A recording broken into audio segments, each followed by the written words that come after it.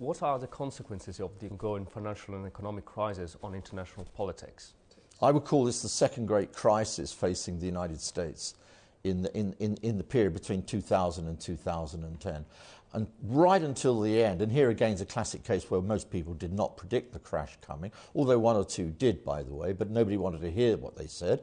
When the crash finally came, I think it's done three or four things. Firstly, of course, it has made the financial system that much more unstable. And we're still living in a very deep financial uncertainty.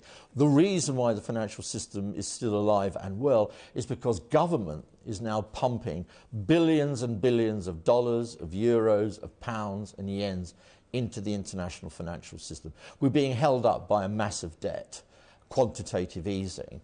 So it's led the financial system much weaker, more fragile, and only kept alive now by government. In that sense, that's the second problem with what happened with the financial crisis. In a sense, it's brought pure market fundamentalism, market ideologies into stark relief. And a lot of people no longer believe that markets alone are the only way in which we're going to resolve the problems of the modern capitalist or market order.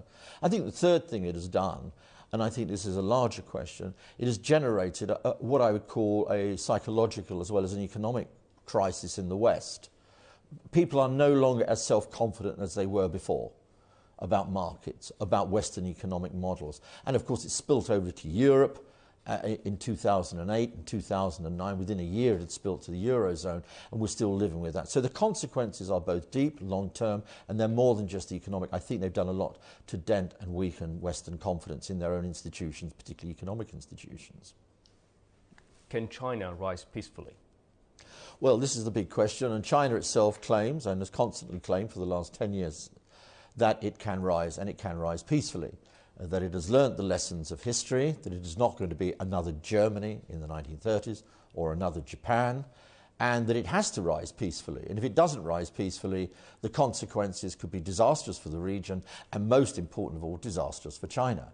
So I do think the Chinese, or the Chinese government rather more precisely, both the old government and the new government in Beijing, really does have an interest in rising peacefully. The question is, however, if they are rising, and they clearly are rising economically, and they will begin to translate this into more political muscle, more diplomatic muscle, more military muscle, and we're beginning to see in 2012, 2013, signs that China is pushing its weight around, that it's translating its newfound economic power into newfound diplomatic power.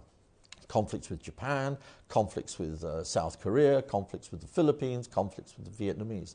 So we will have to wait and see. I think the bet is still on that China will continue to rise peacefully because it's in everybody's interest, including China's, that it does so. War would be a total and utter disaster for the region and indeed for the world economy. On the other hand, even if China continues to rise peacefully, we don't see generalized war or conflict in the region, I think we can predict some greater instability in state-to-state relations as China begins to adjust to its newfound position and its neighbours and the United States begin to adjust to the reality of this newfound Chinese power.